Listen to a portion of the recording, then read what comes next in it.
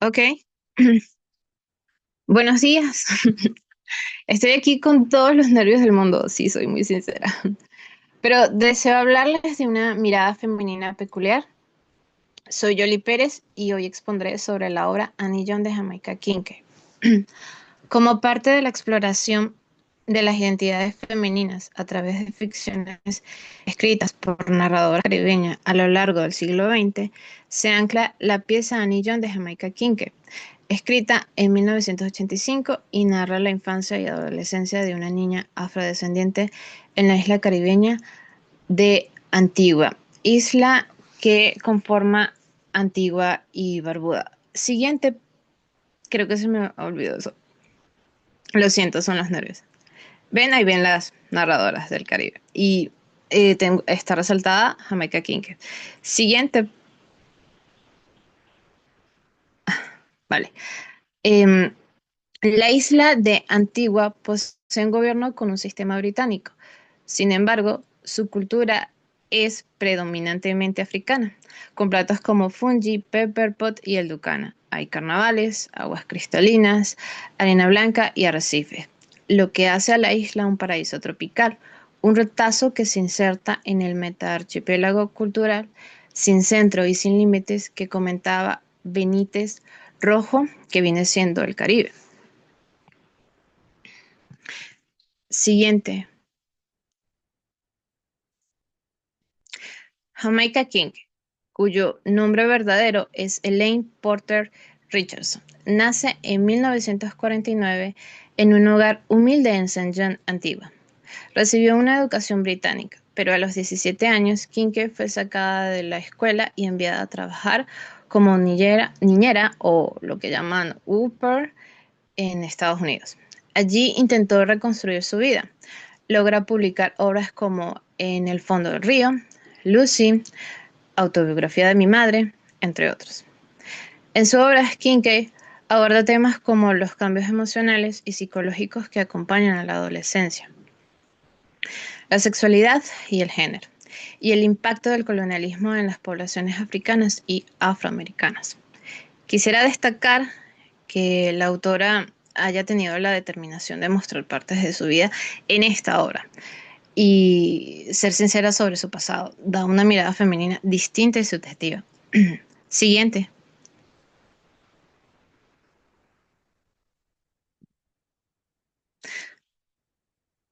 ¿Cómo describir a Annie John?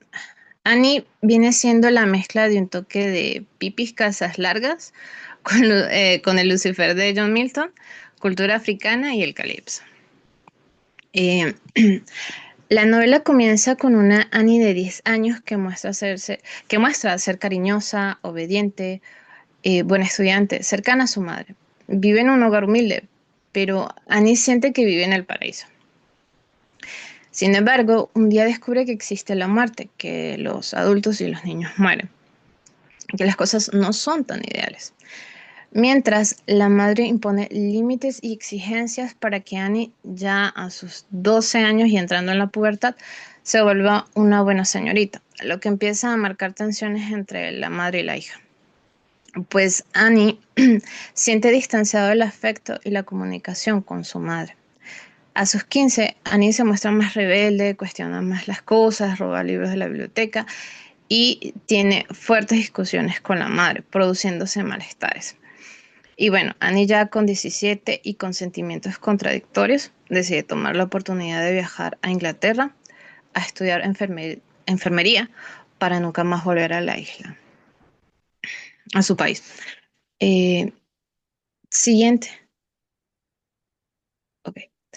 Si pensamos en figuras literarias como el Lazarillo de Tormes, Holden Caulfield del Guardián entre el Centeno, La Celestina, Doña Bárbara, Catalina en Diciembre llegaban las brisas o Titúa, en todos estos personajes podemos reconocer la figura del antihéroe.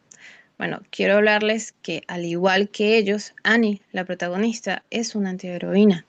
Ese es su camino. Y pensando en esto, en mi planteamiento del problema, cuestiono si es posible que la figura arquetípica del antihéroe en la obra Annie John pueda, como un dispositivo literario y cultural, reconfigurar la subjetividad femenina. Y en segundo lugar, ¿qué tanto representa la protagonista Annie un grito disruptivo de género en nosotras? Siguiente,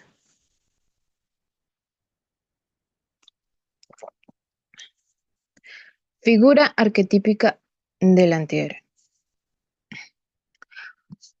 Como parte del marco teórico, tomo como base la teoría de Jung sobre los arquetipos, donde dice que los arquetipos no nacen, sino que se desarrollan según las situaciones y experiencias de los individuos. Esto reafirma la existencia de tres momentos o catalizadores que van perfilando el arquetipo del antihéroe en la protagonista. Uno, muerte como semilla del conocimiento. Hay algo en la muerte que despierta inquietud en ella, en Annie. Una conciencia de estar envuelto hacia la muerte o ser para la muerte, indicaría Heidegger. 2. Madre como némesis. Para Annie, su madre es un dios que vencer, su aparente mayor enemiga, quien la empuja a tomar constantes posturas contrarias. Tal vez sea, tal vez sea por esto que Annie se siente atraída por la imagen de Lucifer. Lo más probable sea que inconscientemente se identifique con el Lucifer de Milton. 3. Enfermedad como batalla interna. En una prolongada lluvia o tristeza y malestares, Annie lucha consigo misma, con su oscuridad, con sus conflictos internos y llega a una resolución. Eh, Siguiente. Subjetividad femenina. Según Ruiz Martín de Locampo, entendemos la subjetividad como la condición de los sujetos, la posibilidad de volver su sensibilidad y conciencia sobre sí mismos. Pues veamos parte de la subjetividad de Annie en este extracto de la novela. Era yo la que estaba cansada, vieja y quebrantada, y mirando a mi madre llena de vigor, joven y entera, ansié ir hacia ella y rodearla con mis brazos, y pedirle perdón por lo que acababa de decir, y explicarle que en realidad no había querido decirlo. Mm, Pero no pude moverme, y cuando miré al suelo, era como si se hubiera abierto una grieta. De aquel lado estaba mi madre, inclinada sobre mi cena, que se cocía en una cacerola. De este lado yo, cargando por fuera con los libros del colegio que estaban abrazados, y por dentro con el dedal que pesaba horrores. Bueno, pues ese dedal que pesaba horrores lo tomo como elemento femenino subjetivo. Annie lo describe como una bola negra que tiene forma de dedal y que está insertada en sus entrañas. Es una metáfora y símbolo de su malestar, de su inconformidad. Pues el dedal es un elemento asociado a lo femenino. Históricamente las mujeres mayormente han sido relegadas a coser. Y ese elemento le pesa horrores a Annie porque ella no quiere ser una señorita, o todo lo que implica las normas o el rol femenino dentro de la sociedad.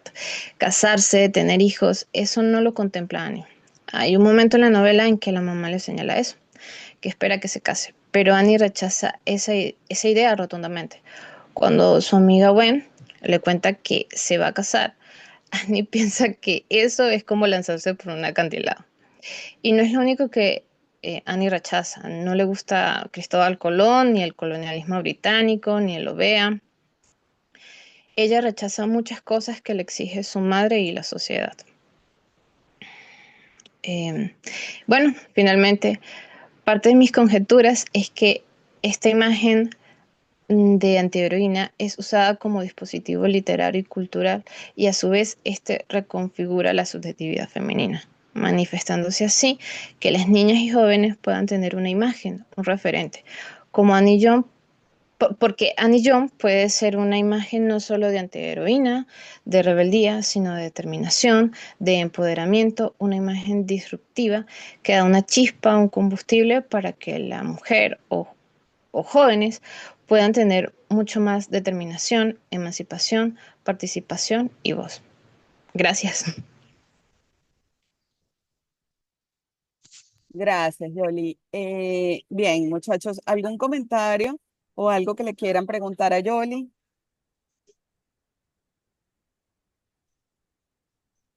Yo te iba a hacer dos observaciones que tengo por aquí que necesito, o sea, que creo que es importante que precises. Bueno, yéndonos a la teoría más clásica, que es en la que creo que fundamenta su texto, el héroe aristotélico condensa de alguna manera todos los valores de la sociedad en la que se produce, ¿no? La pregunta sería una antiheroína con respecto a qué. ¿No? ¿Cuáles serían los valores que ella está contraviniendo y si son valores coloniales, postcoloniales, etcétera?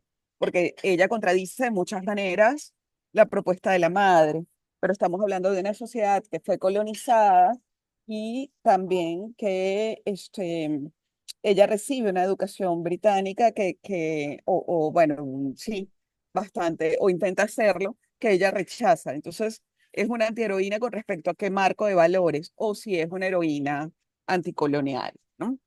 Y la segunda observación que te iba a hacer tiene que ver precisamente con la costura, ¿no? Es algo que se ha estudiado muchísimo porque desde el siglo XIX la costura se presenta dentro el imaginario como una de las primeras formas de entrar al mercado remunerado, al trabajo remunerado. Las mujeres trabajaron muchísimo tiempo sin recibir ninguna remuneración y la costura se convierte como uno de los primeros vehículos de ingreso al trabajo remunerado, ¿no? Sin embargo, es clarísimo que no es lo mismo las costureras neoyorquinas que hicieron la huelga que convirtió el 8M en lo que es, que una costurera en un país que no está industrializado, como Venezuela o como Antigua, ¿no? Un país que no estaba industrializado, en el que implicaba precariedad y una cantidad de cosas. Entonces, creo que tienes ahí una propuesta que está interesante para leer como el orden económico colonial, postcolonial, ¿no? Y pensar en los valores que representa Annie Young dentro de este imaginario, ¿no? Mm, No sé si me quieres comentar algo, Yoli, o si... Ujú, eh, ok, no, estoy escuchando sus ok. sugerencias. Lo último que tú dijiste que se parecía a Lucifer de Milton, esto estoy loca de leerlo porque no lo desarrollaste, solo lo anunciaste, ¿no? Que era entre Pipi Calzas Largas y el Lucifer de Milton, ¿no? Y me gustaría ver cómo lo presentas, me parece muy interesante, ¿no? Lo veré ya en el ensayo, pero... Ujú, Sí, ok. Eh, bueno, lo que pasa es que también por el tiempo, no sé, me tomó que 9 minutos más o menos. Yo quería menos de sí. 10 porque sé que ese era el límite del tiempo. Ujú. Bueno, muchas gracias, Yoli. Crisnel, no sé si ya puedes estar tú, si no, escuchamos a Daniela y luego a ti. ¿Crees que podrás, Crisnel? Intentar 30 segundos si lo puedo compartir esta vez. Ok, perfecto.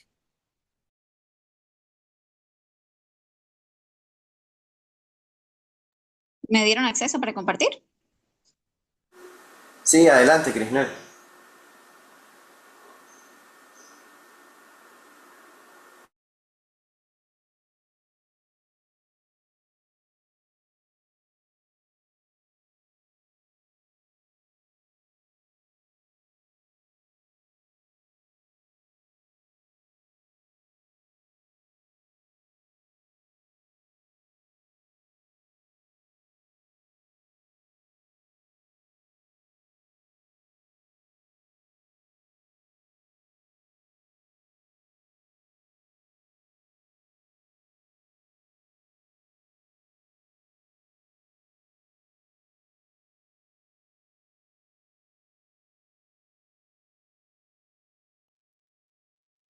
Bueno, avisando que como estamos súper medidos hoy, si no escuchamos a Daniela, luego te venimos.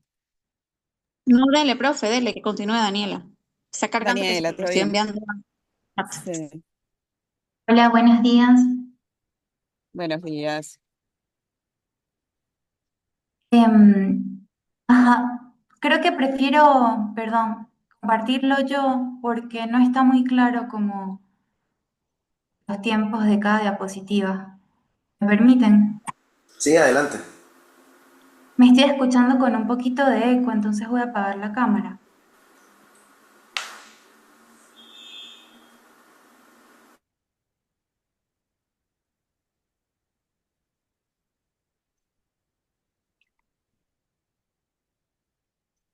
Bien, ¿pueden ver la presentación?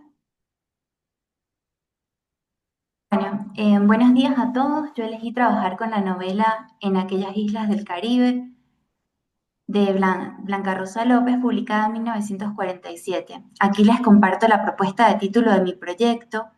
En aquellas islas del Caribe, la perla como metáfora de la vida cotidiana al interior de la isla y circunscrita a la esfera de la vida pública y política, lo íntimo como resistencia. En la clase correspondiente, a esta hora conocimos con Mariana cierta información biográfica de la autora, entonces yo voy a centrarme en la novela. Es cierto que Blanca Rosa tuvo un posicionamiento feminista y su activismo por el derecho al voto femenino fue muy importante en Venezuela. La novela se despliega en la isla de Margarita y al inicio de la narración, Blanca Rosa encuadra a los isleños del lugar y presenta de forma fluida las actividades económicas propias del territorio: la pesca, la explotación perlífera, la preparación de alimentos para la venta, el tejido y algunas actividades mineras. Con respecto a la estética de la obra, la escritura de Blanca Rosa López es profundamente poética y no escatima en recursos literarios para embellecer renglón a renglón la narración. Ella hace énfasis en los rasgos culturales de los pobladores de la isla, haciendo alusión a la manera de hablar propia del lugar, a la tradición oral y a las particularidades que moldean a las gentes de mar.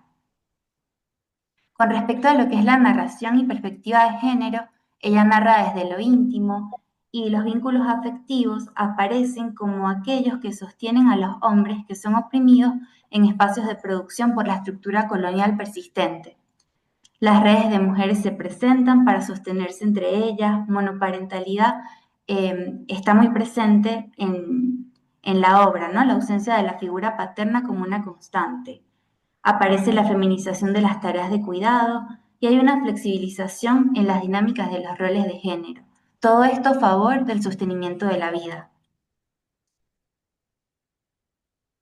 Lo íntimo como resistencia es mi propuesta, ya que en su obra En aquellas islas del Caribe, Blanca Rosa López acentúa la mirada en la esfera íntima y en las relaciones cotidianas de la isla, a modo de hilar fino en lo que es el escenario socioeconómico, político y cultural de la época, un aporte y un significativo adelanto en lo que respecta a la perspectiva de género, especialmente en lo que concierne a la visibilización de las tareas de cuidado como base del engranaje que sostiene al sistema capital, social y posibilita la vida. Además, esto da lugar a la teorización sobre lo personal es político que propondría años después de la publicación de la obra la norteamericana Carol Hanisch. En el hilo narrativo, la autora también repara en una naciente conciencia de clase trabajadora en sus personajes y en las consecuencias que tienen estos individuos el haber estado por tanto tiempo despolitizados debido a la dictadura y también limitados por el analfabetismo y la precariedad del sistema educativo. El reclutamiento militar forzado también se presenta en la obra. Para los hombres de ese momento aparece en la historia como un modificador además del dinamismo sociocultural, lo cual entredeja ver una flexibilidad en los roles de género. Acá presento algunas características de lo que se puede ver como esfera pública y privada en la novela: la naciente conciencia de una clase trabajadora, organización política, es decir, partidaria y sindical, acceso a la educación, alfabetización y el trabajo formal. Y en la esfera privada tenemos lo que son las tareas de cuidado, preparación de alimentos, cuidado de las infancias, ancianos y enfermos, colección de agua, la limpieza, administración de dinero, entre otras. A la esfera privada también pertenece la tradición oral, ¿no? La preservación de la memoria colectiva a través de cantos, relatos, chistes, mitos y leyendas. Y el trabajo informal. Y acá es como la IA pensó, a partir de mi descripción, a quien sería nuestra figura, una de nuestras figuras centrales en la novela, nuestra querida Concha Meneses. Y a este respecto quiero decir que estas actividades laborales atravesadas por su condición irregular, a ellas se suman variantes del comercio informal, como la venta ambulante. Esta última es la labor a la que se dedica Concha, quien camina con su mar en la cabeza la isla de punta a punta. El contrabando también se esgrime en la isla como una actividad sustancial y vemos hacia el final de la obra cómo Concha se ve persuadida y atraída a formar parte de ese entramado. Yo propongo una lectura en clave de colonial. Tempranamente en el texto de Blanca Rosa se introducen los conflictos de los habitantes, el trabajo informal ya mencionado, la sequía, la escasez de agua potable, el abandono en el que está sumida la isla en cuanto a instituciones de salud, infraestructura para prevenir inundaciones, insuficiencias en el sistema de escolarización, ausencia de espacios recreativos como el cine. Todo esto ante una desigualdad que marcan las estructuras feudales que se mantienen protegidas a favor de unos pocos como el contratista del mercado, el dueño del agua en cierta zona de la isla, patrones de rancherías y otros que se apropian de terrenos trabajados por el campesinado. Lo del colonial exige un reconocimiento de la estructura colonial para pensar y articular otros modos de organización, la perspectiva de género, las mujeres como sujetos de enunciación y el feminismo interseccional con sus ejes raza, clase y género. De la intimidad como espacio de resistencia, esa es mi propuesta, es decir, la creación de formas de resistencia en la cotidianidad.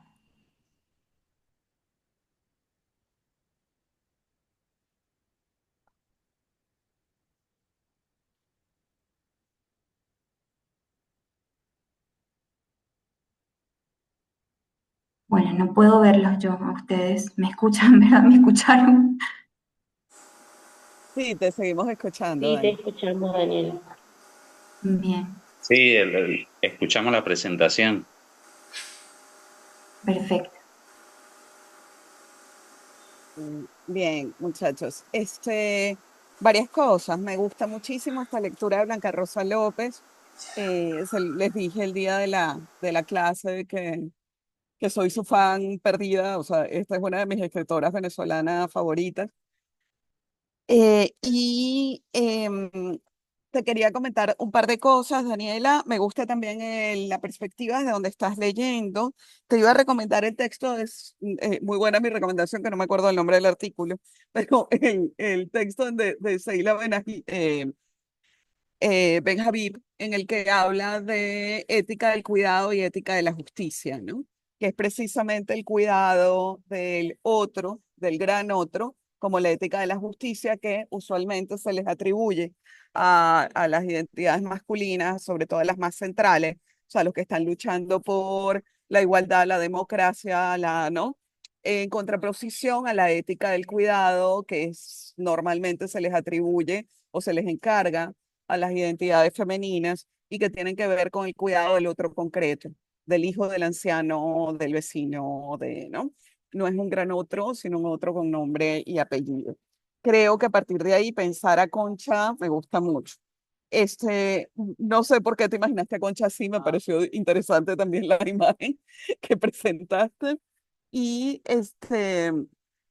lo otro es que hay una cosa que creo que, que es interesante, como que la insinúas y no la terminas de decir, y es ver que también está dislocado el sujeto intelectual, ¿no? Porque Blanca Rosa López finalmente es una intelectual que nace en un espacio de poder, tiene educación política desde muy jovencita, ¿no? Muchas cosas, en cambio Concha es otro sujeto intelectual, ¿no? Distinto. Y además como que siento que a través de esta figura ella privilegiara la experiencia, obviamente no tienes que estar de acuerdo conmigo, pero también privilegia la experiencia como forma de conocimiento, no solamente la preparación formal o la educación formal. Entonces, bueno, por allí van mis observaciones. Muchachos, ¿ustedes tienen algo que comentarle o preguntarle a Daniela? No. ¿Quieres decir algo, Daniela? Ajá, creo que por ahí abrió alguien el micrófono, ¿no? ¿Quieres decir algo, Daniela? No, me gusta la alternativa que me das de lectura, la propuesta. Y sí, es cierto que están como estos dos registros, ¿no? El de la autora, que siempre, de hecho, yo estuve reviendo la clase de esta obra y de Blanca Rosa, y estuvimos de acuerdo todos en que hay una distancia que aparece de ella como narradora, como esa que mira, que sabemos que no está dentro de esas dinámicas, sino que las observa, eh, quizás más como desde un punto de vista hasta etnográfico. Y luego Concha, que sí va atravesando y haciendo todo ese recorrido y que a mí algo que me gusta del personaje también es la curiosidad, ¿no? Que ella tiene todo el tiempo esa mirada como observadora. Entonces sí, puedo profundizar más en eso. Ujú. Gracias. A ti. Eh, a ver, Crisnel, ¿cómo nos va con tu conexión? Sí, profe, no, es que no he podido compartir, pero estoy enviando por varias vías a ver si ustedes lo pueden compartir. Déjeme, chance, me acceden a compartir otra vez, a ver si lo logro esta vez. A ver, Camilo, ¿nos echas una mano? Sí, adelante. El permiso está para todos ya.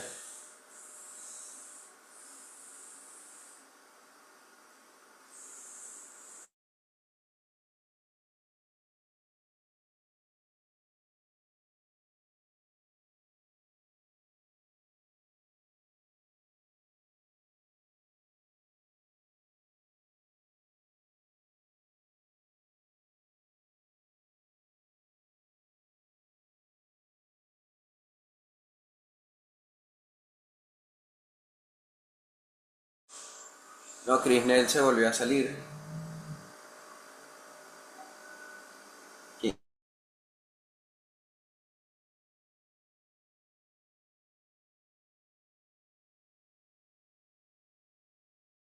Yo habla que habla con el micrófono apagado. Alejandra, adelante. Voy a compartir la presentación de Alejandro.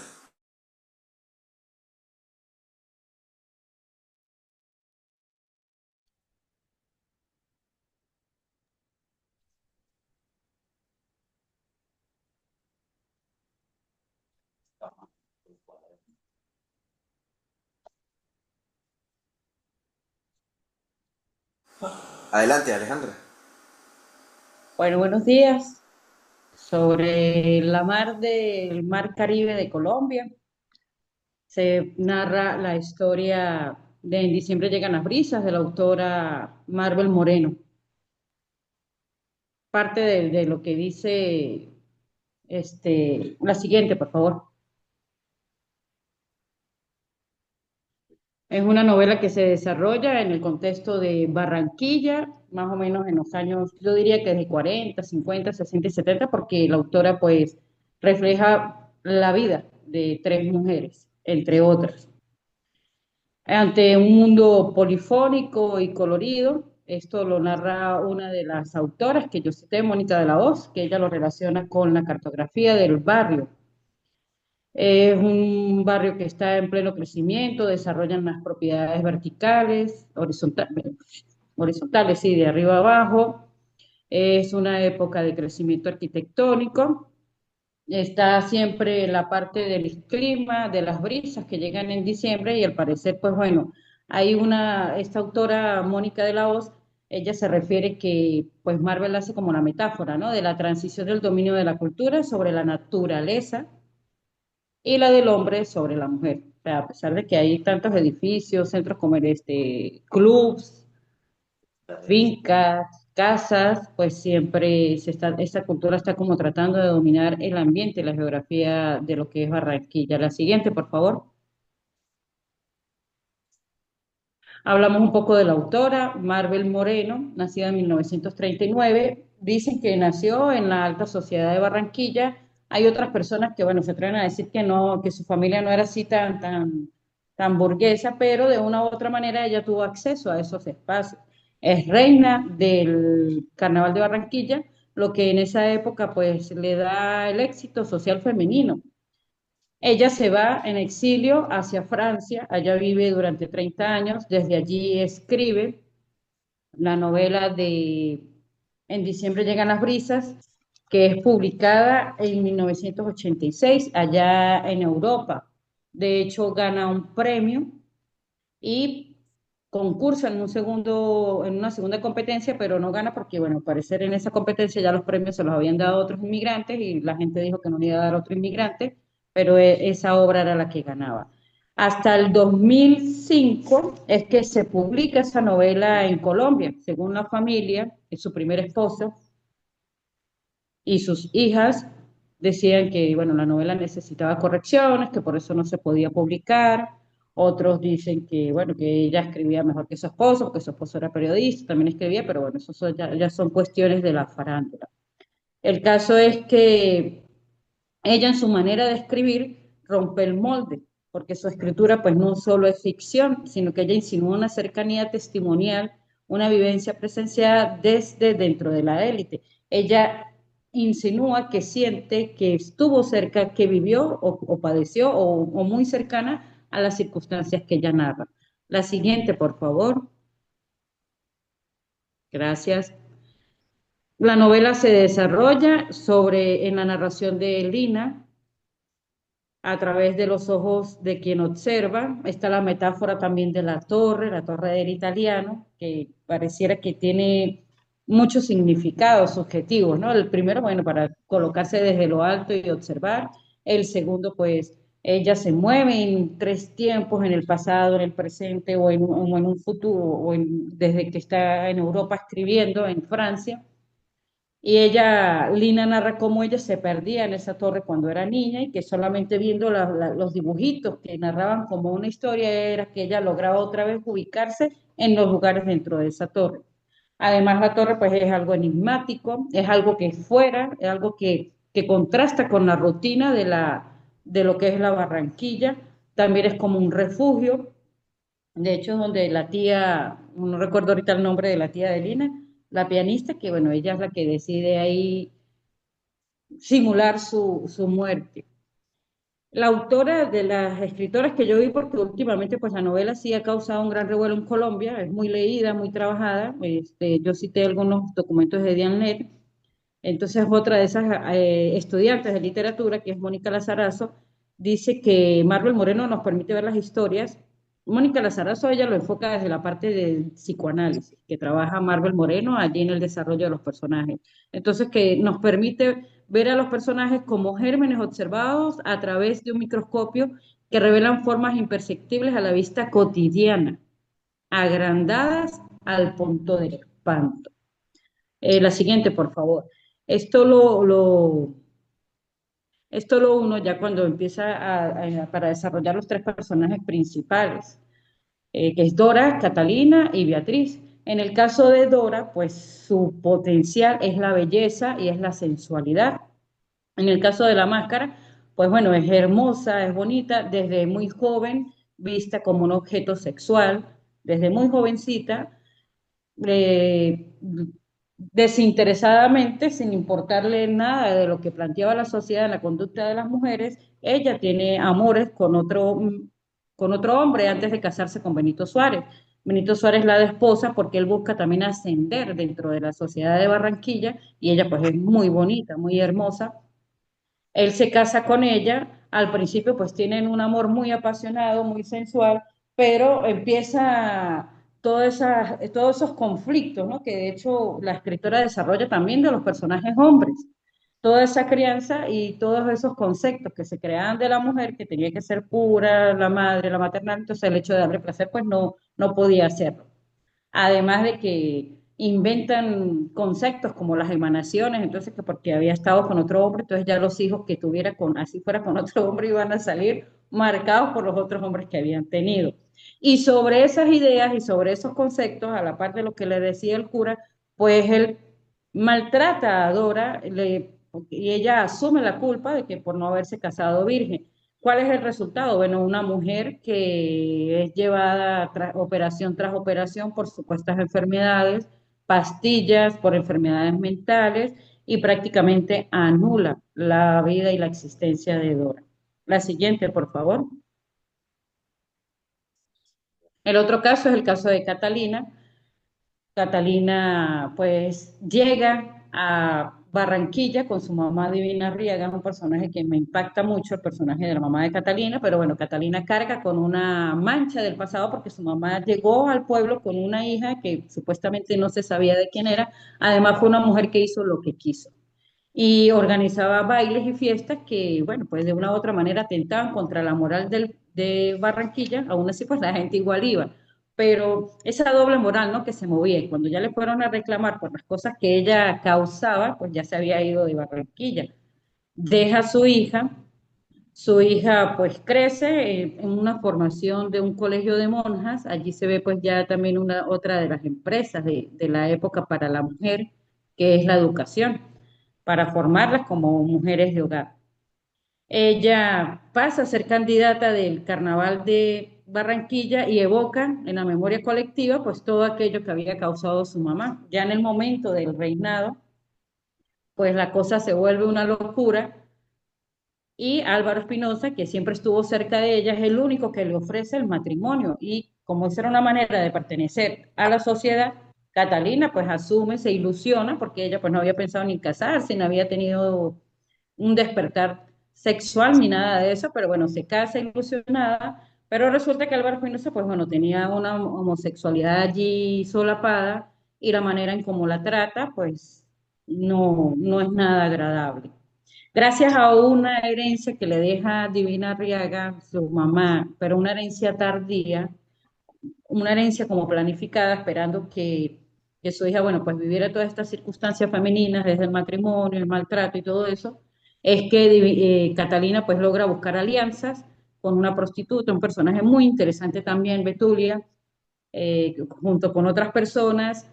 Recibe la biblioteca de su mamá y ella estudia, sigue estudiando y empieza a conocer muy a profundidad el perfil de Álvaro Espinosa, a tal punto que, bueno, de una u otra manera facilita que Álvaro Espinosa pues salga del closet una sola noche y se suicide.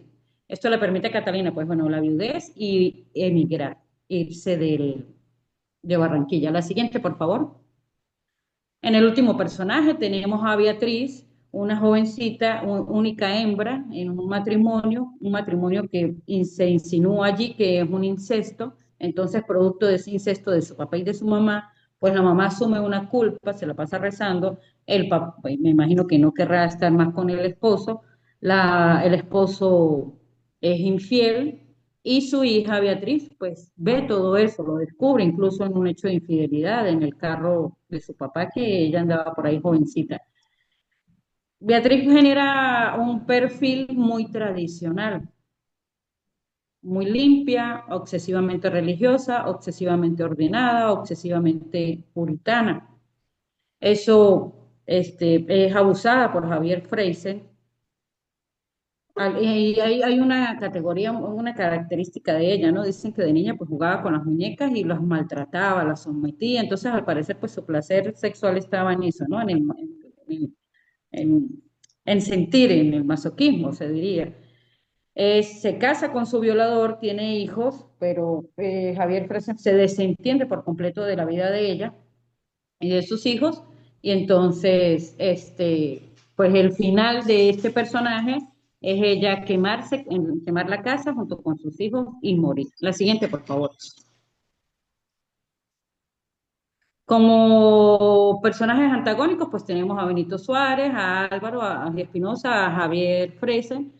Ellos ejercen el poder del patriarcado sobre la satanización del cuerpo de la mujer, el placer de la mujer está prohibido, la violencia psicológica, reducir a la mujer a una portadora de incapacidades, de enfermedades, de mentira, de locura, y obviamente una hipocresía moral o la doble moral que para ellos es permitida, pero para las mujeres no. La siguiente, por favor. Conseguimos allí instituciones cómplices como la iglesia, la ciencia y también pues valores públicos, la familia, la religión, mientras que en lo privado pues está el abuso, el silencio y la locura. La siguiente, por favor. Aquí esto me parece muy interesante, esta comparación con el lenguaje del realismo mágico de Gabriel García Márquez, mientras él utiliza para mostrar un Caribe bello, hermoso, de aguas cristalinas, de exceso, todo grande.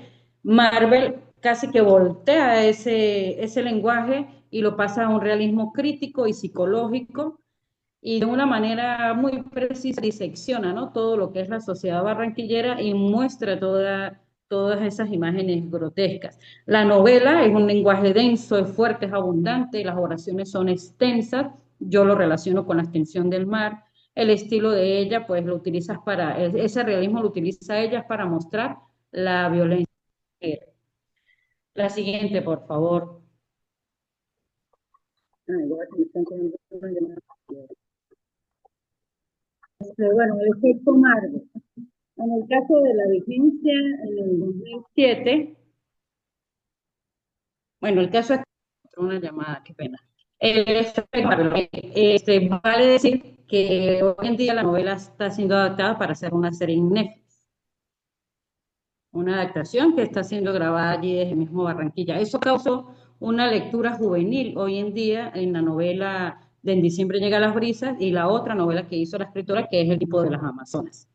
Por favor, creo que ahí ya, creo que es la, ok. En conclusión, es una obra feminista. No puedo respetar. De la lógica de la resistencia de la mujer. Bien, te perdimos un poquito al final, pero creo que estabas leyendo esto, ¿no? No, pero Esta última. Ajá. y entonces no sé, o sea, no, ahí sí no puedo, ya va para colocar aquí, no molestar. Ujú. Que disculpen. Bien. Esto hoy, no el otro día, hoy.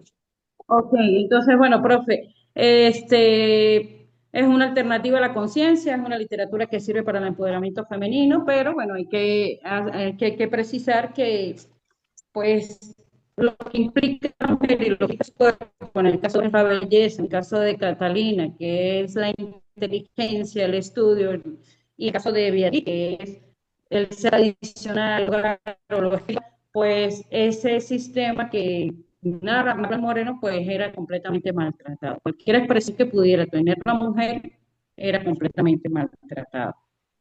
Bien. La siguiente, Mira. por favor, creo que ya Ajá. aparecen las biografías, algo así. No sé. Ok. No, esa es la Gracias, última. Alejandra. La siguiente, por favor. No, esa es la última. Ya, ¿Ya esa es la última? sí. Ah, ok, bueno, gracias. Gracias, Ajá, Alejandra. profe, la escucho. Bien, fíjense, muchachos. Bueno, no sé si alguien quiere hacer alguna pregunta o tiene algún comentario para Alejandra. ¿No? Se me perdió un poquito la hipótesis. Creo que la agarré al final.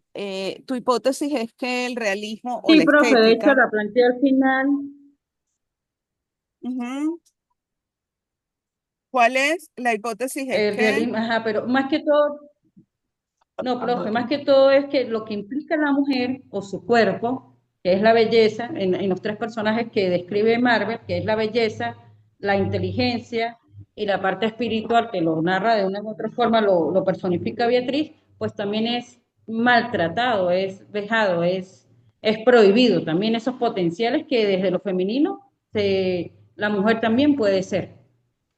Ok, más o menos sí te entiendo. Sería una cuestión como que la visión arquetípica de la mujer, como virgen, madre, prostituta, etcétera, termina No, siendo. la parte arquetípica no, más que todo corporal, lo que el cuerpo implica, el estar, el ser como cuerpo, Ok, bella, inteligente y la parte espiritual, porque si bien es cierto son arquetipos, eso es verdad, pero de hecho si eran arquetipos, pues ahí también eran rechazados, ¿no? Eran maltratados, o sea, pareciera que el cuerpo tiene que ser sometido. En el caso de Dora, su belleza, entonces la llevan a operación, porque como era hermosa, entonces bueno, hay que operarla, hay que enfermarla. En el caso de Catalina, como era inteligente y su mamá pues le había dejado una herencia, entonces está el control monetario y también era bonita, sencillamente no se le maltrataba sexualmente. Y en el caso de Beatriz, que pues honestamente, al parecer no tenía la intención de casarse ni nada de eso, que es la parte espiritual, pues también entonces sencillamente deciden abusar de ella. ujú. Fíjate, ok, el cuerpo está vejado, sometido. La pregunta es, ¿por qué hace o para qué crees? ¿Cuál es tu hipótesis de lectura? ¿Por qué crees que esto pasa dentro de la novela? ¿Qué quiere decir Marvel Moreno? Pues Ella lo que hace es mostrar una realidad, profesora, porque si bien es cierto, ella narra las mujeres, pues también describe la historia de los hombres, ¿no?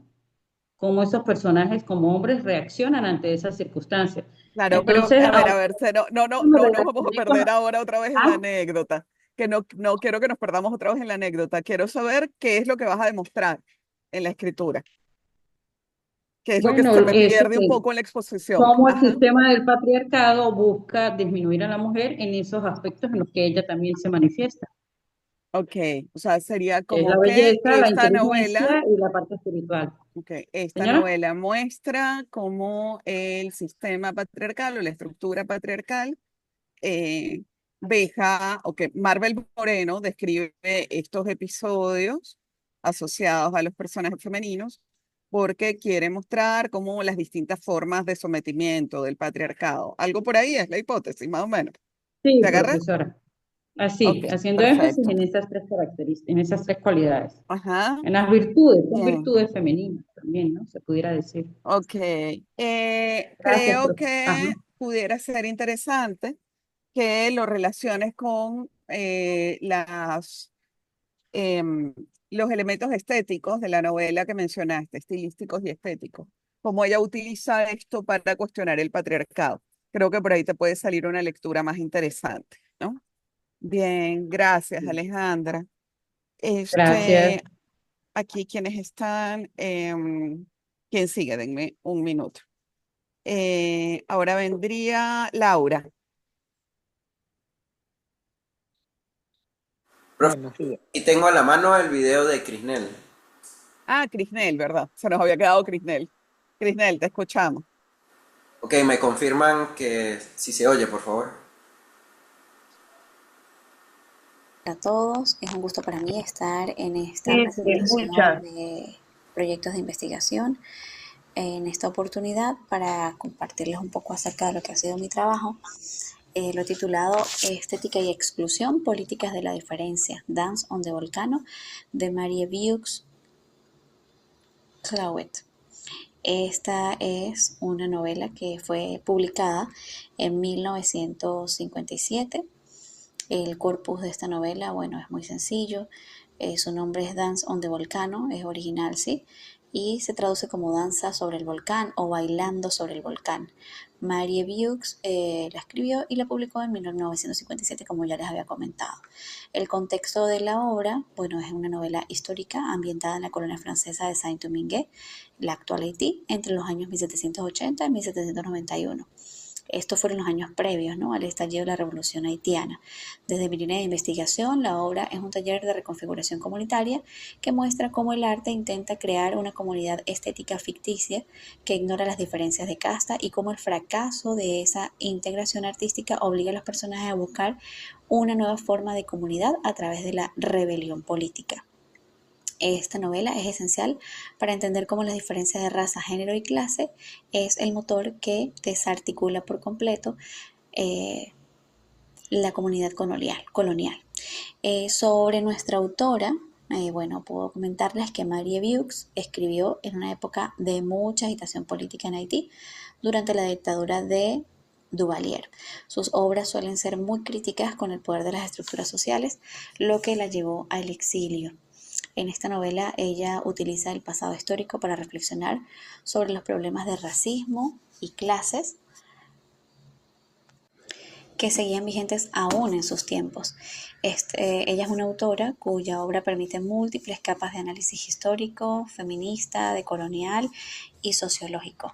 La narrativa de esta novela se centra en la vida de Minette, que es una mujer de color libre, mulata, con una voz de soprano excepcional, basada en una figura histórica real, que fue Minette Saint-Marc. En ella fue que se basó para escribir esta novela histórica. Y bueno, detalla el ascenso de Minette en la sociedad colonial de Saint-Domingue. El contexto histórico de esta novela, que como ya les dije fue ambientada a finales del siglo XVIII, en la década de 1780. El título Bailar sobre el volcán es una metáfora perfecta que describe a una aristocracia colonial que vive en el lujo, el baile y la opulencia, ignorando por completo que el volcán es la ira de los esclavos y los oprimidos, y está a punto de hacer erupción y destruir su mundo, ¿no? La novela nos relata la historia de Minette, el ascenso de Minette en una sociedad colonial donde, a pesar de las estrictas leyes raciales que prohíben a las personas de color actuar en el teatro, ella logra convertirse en una aclamada cantante de ópera y bueno, su fama le permite el acceso limitado a la alta sociedad blanca, pero constantemente ella se enfrenta a la hipocresía y la brutalidad del sistema colonial. He llamado a esta parte metodología porque, bueno, Maynard Dukes no escribió solo desde la imaginación. Ella utilizó la historia cultural, el teatro, la música, la ópera como un lente para analizar la historia política. Su mérito fue transformar datos académicos de historiadores como Fouchard en una narrativa emocionante cargada sobre la identidad y el racismo. Quise comentarles que este señor, Jean Fouchard, bueno, fue un periodista e historiador haitiano, ¿no? Y bueno, esta es la influencia más directa y crucial para esta novela. Él documentó exhaustivamente la vida social y cultural de la colonia y lo mostró en esta obra que allí les coloqué, que se titula El Teatro en San Dominguez, perdón. Fue en 1955. Bueno, nuestra autora utilizó las investigaciones de él sobre el papel del teatro como el único espacio donde los libertos de color podían encontrarse pues con los demás. Todo esto, bueno, me llevó a plantear la pregunta de investigación que dice que de qué manera las políticas de la diferencia, raza, casta y género representadas en Dance on the Volcano imposibilitan la cohesión social en la colonia de Saint-Domingue y forzan a una reconfiguración de lo comunitario a través de la violencia revolucionaria. Sí, o sea, de qué manera todas estas jerarquizaciones imposibilitaron la cohesión social y cómo eso forzó a que las personas reconfiguraran su sociedad comunitaria a través de una revolución. Esto nos lleva a plantear la hipótesis que dice que la novela de Mary Dukes se plantea como el espacio del teatro funciona como un simulacro de comunidad donde se intentan neutralizar las diferencias mediante el talento artístico de Minette. Sin embargo, la estructura colonial de Haití es incapaz de asimilar esta política de la diferencia sin jerarquizarla, lo que produce una ruptura inevitable. La hipótesis sostiene que la reconfiguración de lo comunitario en la obra no nace del consenso o del diálogo, sino de la toma de conciencia de la diferencia radical. La protagonista transita en una comunidad teatral falsa y excluyente a una comunidad revolucionaria colectiva, surgiendo que solo mediante el reconocimiento y la alteridad y el conflicto se pueden refundar de lo social en el Caribe. Y bueno, no quería despedirme sin antes mostrarles algunas frases de este texto que muestran claramente que hay angustia por ser aceptados o rechazados. También nos muestra la hipocresía colonial, nos muestra también la precaución, el realismo amargo, ¿no? Sobre las jerarquías de razas, ¿no? Un poco como el nivel en el que estaba dividida la sociedad en ese momento, ¿no? Y cómo, a pesar de poder encontrarse en un espacio común, nunca podían mezclarse, ¿no? No podían jamás confundirse. Entonces, por ejemplo, nuestra protagonista en una ocasión dice: canto para ellos, pero no puedo sentarme a su lado. En el teatro soy una reina, pero fuera de él soy menos que un ciudadano. O sea, ahí nos dice completamente, nos detalla, bueno, la élite, pues, ¿no? La élite, los de allá y los de acá. Joseph, el líder político, un personaje bien importante en esta historia, dice: no pedimos clemencia, reclamamos justicia. Nuestra sangre ha servido a esta tierra tanto como la de los blancos y sin embargo nos tratan como extranjeros en nuestra propia casa. Ahí, bueno, las políticas de las diferencias, clarísima, ¿no? Y por último, la madre de Minette, Elizabeth, la frase de la resignación, la llamo yo, me la imagino así. Nunca olvides que el color de tu piel es una barrera que ninguna nota musical podrá derribar por completo. Porque, bueno, ella lograba que los blancos lo utilizaran en el teatro para esparcirse, recrearse, deleitarse con su talento, pero por más de que eso le daba una entradita a ese mundo, jamás, jamás iba a poder ser parte de ella. Entonces, bueno, ha sido lo que he preparado hasta ahora. Espero que haya sido de su agrado y espero con bastante apertura su retroalimentación y corrección. Gracias. Muchas gracias, Crisnel. Muy bonito planteamiento. Bueno, ya es una novela que yo creo que tenemos que leer, sin duda, que tenemos que leer sin releer en este momento, ¿no? La Revolución Haitiana y lo que implicó y, ¿no? Te escuchaba y pensé en dos recomendaciones teóricas que creo que te pueden venir muy bien eh, para pensarlo. Bueno, la primera, la de Calle, así o sea, la recomendación que te escuchaba, de hecho te iba a preguntar si era un texto que tú hubieras trabajado, porque siento que tienes esa mirada como muy internalizada, que es Agonismo de Chantal Mouffe. En Agonismo de Chantal Mouffe se presenta justamente este conflicto que intenta ser solapado y que estalla desde la lógica liberal, porque el liberalismo no puede contener esas diferencias que se intentan. Sí, bueno, me sonaba agonismo, la lógica o el pensamiento sobre el agonismo, pensé que sentí que lo tenías internalizado y que estabas leyendo en gran parte desde ahí, ¿no? Y el otro texto en el que pensé que te puede servir sobre todo la introducción y el comienzo del texto, que es la razón populista, ¿no? Y creo que la razón populista, sobre todo en la construcción de las cadenas de equivalencia y contar esto desde una perspectiva femenina, ¿no? Creo que te puede funcionar. Supongo que ya lo sabes por tu investigación, pero ¿cómo se llama? El feminismo haitiano. Hay un libro muy lindo que se llama Mujeres de Haití, que no sé si está en línea. Yo lo tenía en físico en Lima, así que tampoco es que pueda hacer mucho con él. Este, bueno, pero es un libro que quizás te sirva. Vamos a tratar de conseguirlo, ¿no? Se llama así, Mujeres de Haití, y cuenta un poco la historia del feminismo y estuvo muy imbricado con el separatismo, ¿no? El feminismo era fundamentalmente separatista.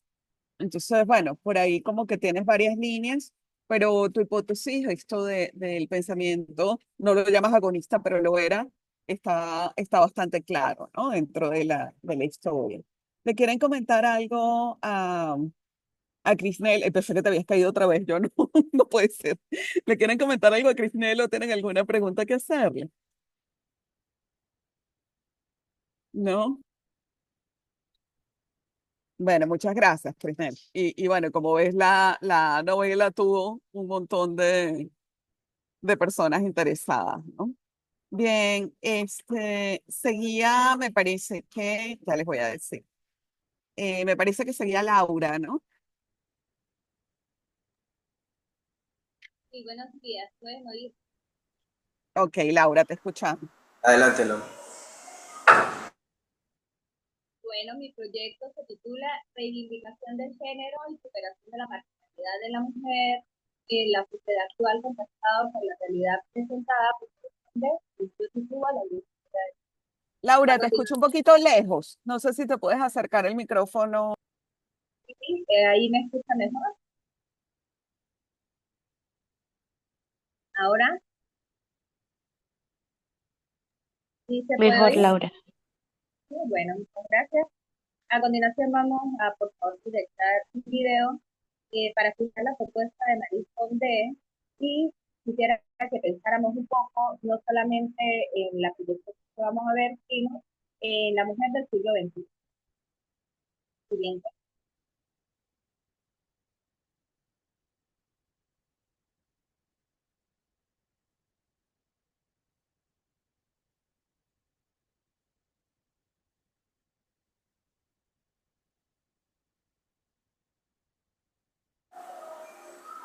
Un momento, que no sabía que ibas a compartir un video. Déjame abrirlo.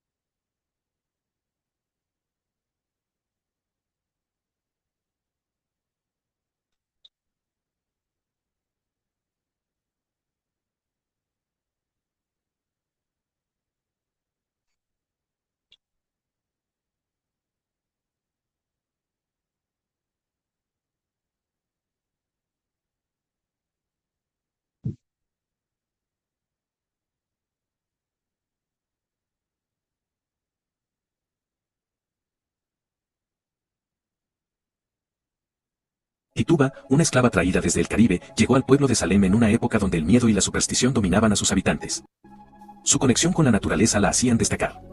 Caminaba a menudo junto al río, recolectando plantas donde el río parecía responderle, como si compartieran un antiguo secreto. Algunos la veían como una sabia, otros le temían. Con el paso del tiempo, la paranoia en Salem se intensificó. La escasez de alimentos y las enfermedades comenzaron a ser vistas como manifestaciones de maldiciones y hechicería. Pronto, el dedo acusador se posó sobre Tituba. Fue arrastrada al tribunal, acusada de practicar magia negra y de estar en pacto con el diablo. Aunque inocente, las presiones de los jueces y los habitantes la llevaron a confesar crímenes que no había cometido. La confesión de Tituba avivó la histeria en Salem. Se convirtió en el centro de las acusaciones, a pesar de que nunca había practicado la brujería. Su conocimiento de las hierbas y el río, que antes la conectaban con la naturaleza, ahora eran vistos como evidencia de sus supuestos poderes oscuros. Atrapada entre el miedo y la ignorancia de los demás, fue condenada. Algunos se atreven a decir que fue liberada, mientras que otros creen que desapareció sin dejar rastro gracias a su magia.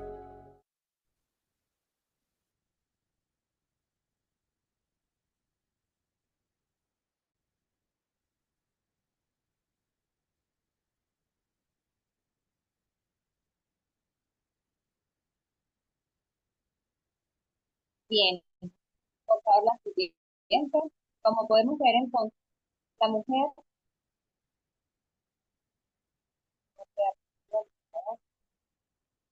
No se te escucha, Laura. oye, Muy poco. no me oye. Ujú. Muy poco. Te oímos, pero como muy lejos. Sí, bien, ok. Ahí, Ujú. bien. Ujú. El video que acabamos de ver hacía énfasis en que contrastaran con la mujer del siglo XXI porque hacia allá va mi propuesta.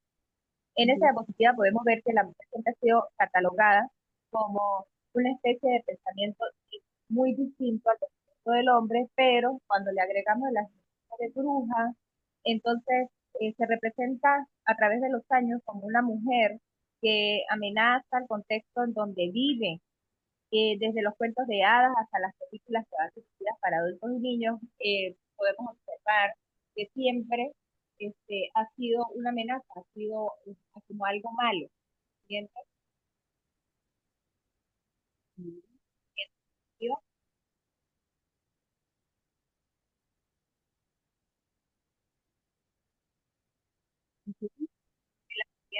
Laura, me cuesta mucho entenderte. No sé si los demás escuchan mejor, si el problema lo tiene mi audio. No se le está entendiendo a Laura. No, Laura, no se te entiende. Entonces no sé si te quieres cambiar de equipo o algo. Probar con los audífonos, a ver, allí sí me oyen. Ahora un poco mejor. Ujú. Mejor, bueno, le puse los audífonos al teléfono porque me estoy manejando así. En la siguiente diapositiva, por favor.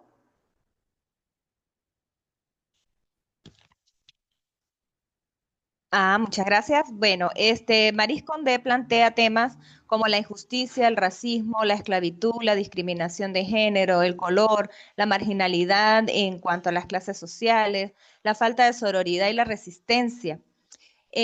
Su obra ha recibido reconocimientos, ¿sí? Premios como el Premio Nobel Alternativo de Literatura, por retratar en su obra los estragos del colonialismo y el caos postcolonial, con un lenguaje preciso, pero al mismo tiempo devastador, porque refleja en el siglo XVII, en este caso en Yotituba, como una mujer que a la mirada de una sociedad puritana era señalada constantemente.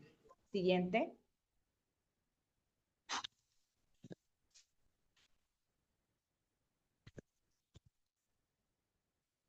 En las imágenes, durante la investigación que pude conseguir de Tituba, tenemos diferentes pensamientos de las personas que la han proyectado porque se sabe que existió.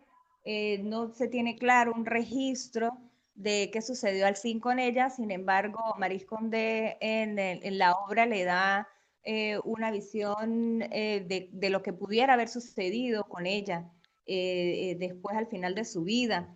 pero las representaciones de esta diapositiva tienen que ver más que todo con la figura, la descripción física que pudiéramos tener de ella. En algunas fotografías podemos ver una mujer joven, evidentemente de clase social baja, pero en una de ellas aparecía como una mujer que cargaba hierbas, que se dedicaba a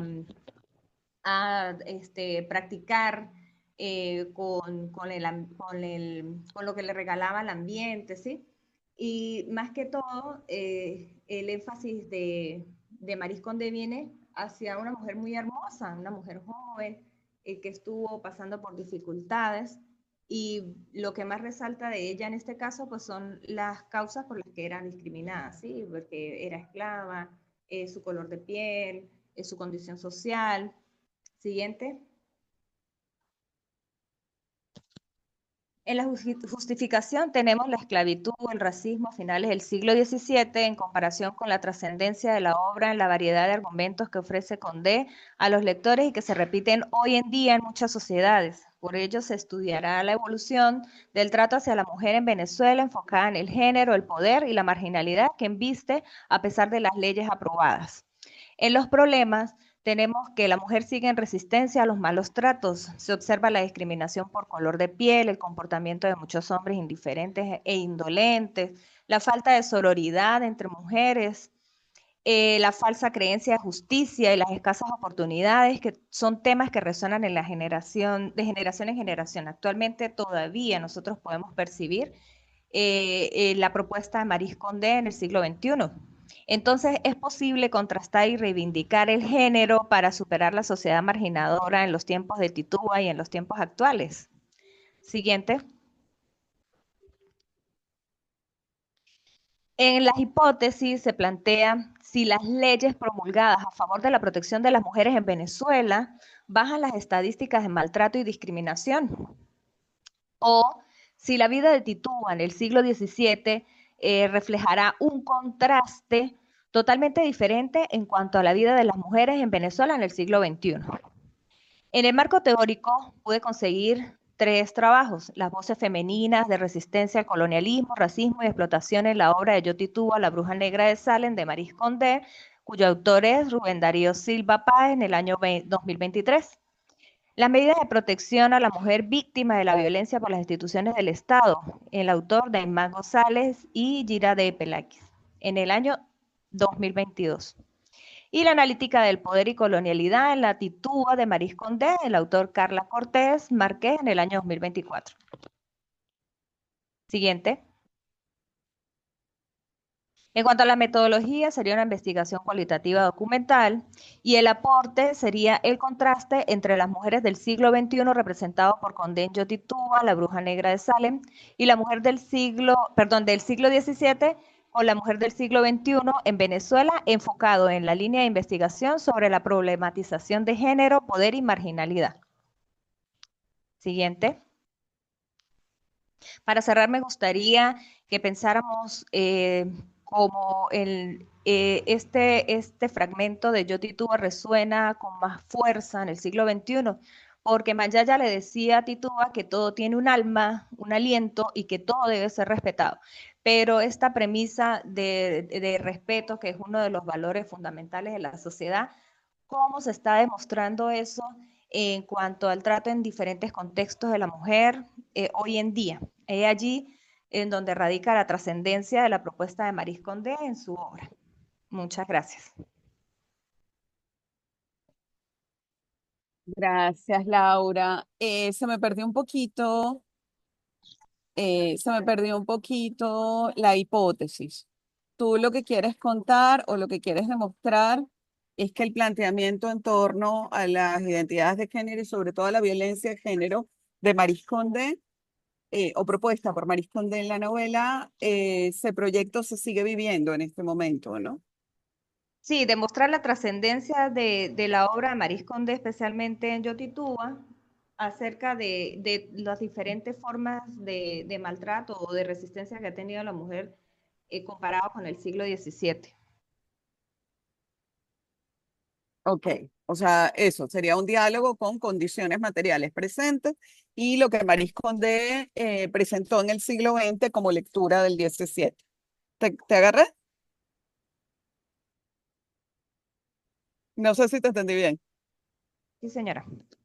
Ok, Sí, señora. fíjate, es interesante, pero tienes que tener mucho cuidado de dejar claro que lo que tú estás leyendo, a menos que vayas a buscar los documentos, lo que tú estás leyendo no son textos del siglo XVII, es una lectura contemporánea, o sea, es una lectura del siglo XVII desde el siglo XX, ¿de acuerdo? Ok. Ujú. Porque ahí tienes como tres temporalidades y es interesante, pero ten cuidado al momento de proponer tu reflexión. Y otra cosa que tienes que hacer muy claramente es delimitar cuáles son los criterios que vas a comparar. Si son formas de violencia, si son los distintos mecanismos de la violencia física o los distintos mecanismos de la violencia simbólica, o, sabes, tienes que delimitar muy bien los elementos externos para que el diálogo funcione, ¿no? Bien, gracias, Laura. Fíjense en una cosa, muchachos. No sé cómo lo ven, sobre todo quienes se habían anotado hacia el final. Estoy viendo que Internet no nos quiso hoy y que perdimos un montón de tiempo, ¿no? Entonces, la pregunta va dirigida fundamentalmente a, em, aquí lo tengo abierto, fundamentalmente a Ángel, Nurieli, María Milagros y Raúl. Ustedes podrían, perdón, bueno, o Nurieli, María Milagros y Raúl. Ustedes podrían exponer el sábado próximo, que es nuestra última sesión. Lo hacen en media hora y el resto de la reunión lo dedicamos a conversar para el cierre. Sí, Nurieli profesora. puede, María puede, tú puedes, Erasmo. Ay, sí, profe, claro, claro. Si puedes, si no, no, era hoy, o sea, si no te escuchamos.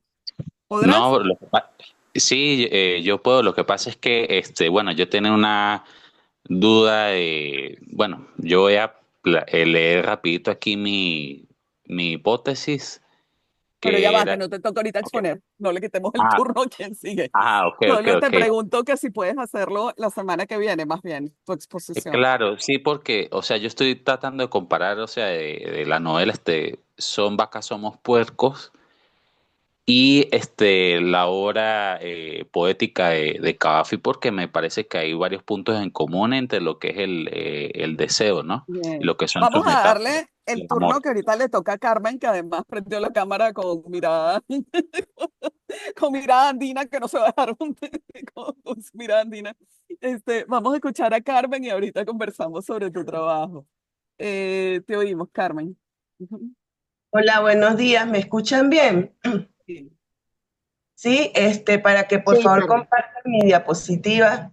De si me torno un poquito lenta es por mi condición de salud, pero bueno, sé que van a tener un pelín de paciencia. No, trataré de no extenderme mucho.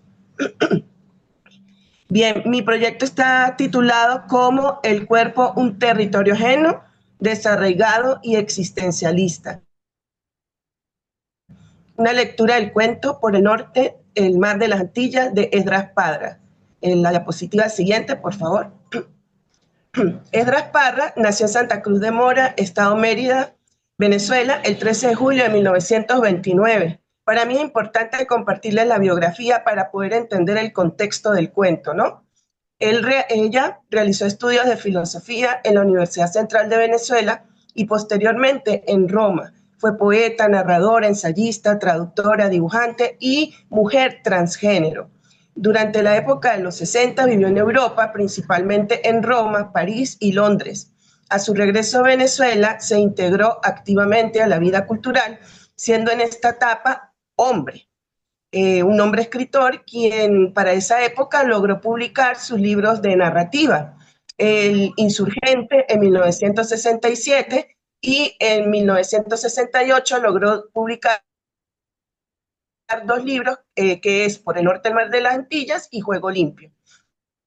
A finales de los años 70 y principios de los 80 retoma un viaje a Londres, etapa donde vivió su proceso de transición de género que marcó un antes y un después en su vida y en su obra como mujer escritora. Perteneció a la fundación y edición de la revista Cultural Imagen. Para los que somos artistas conocemos muy bien, ¿no?, el contexto de esta revista en el marco cultural venezolano de los 80 y 90. Fue directora del papel literario del diario La Nación y fue también editora valiosísima de Montegávila Editores. En 1993 obtuvo el premio en la Bienal de Literatura Mariano Picón Salas de la Universidad de los Andes, con su poemario Este suelo secreto, publicado en 1995, obra que la consagró como una de las voces líricas más potentes del país. Sus últimos libros publicados en vida fueron Antigüedad del Frío y Aún no. Es importante resaltar que luego que ella transgeneró hacia lo femenino, ella se dedicó netamente a la poesía, dejó la narrativa atrás. Y ella fallece el 18 de noviembre del 2004 a causa de un cáncer de garganta. Para la siguiente diapositiva, por el norte, el Mar de las Antillas, básicamente para este momento que ella escribió este libro, no había transgenerado, ¿no?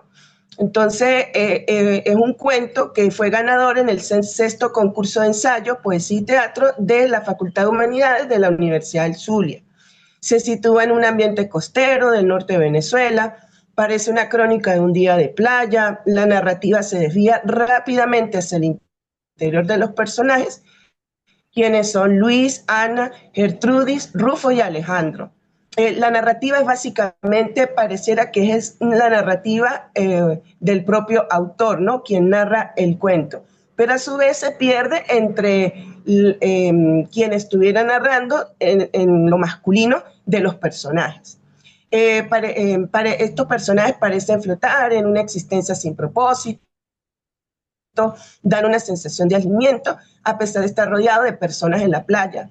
Una fijación casi obsesiva en los detalles del cuerpo, en describir sus sensaciones, el sudor corporal, el tocarse, sobre todo como la figura masculina, tocarse el cuerpo viendo una revista de hombres musculosos, el quedar quemado por la incisión del sol en la playa.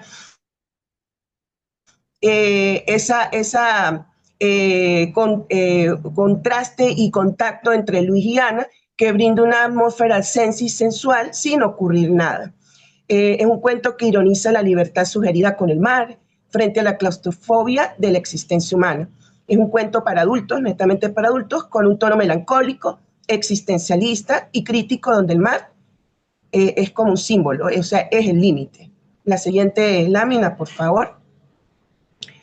En función de conocer un poco más el contexto en que fue escrito el libro, en que Esdras lo escribió, pues para ese momento, en 1968, pues realmente era un año complejo en el ámbito social, político y económico y cultural en Venezuela y en el resto del mundo. Básicamente el contexto cultural literario en ese momento se presentaba de manera disidente ante el realismo tradicional,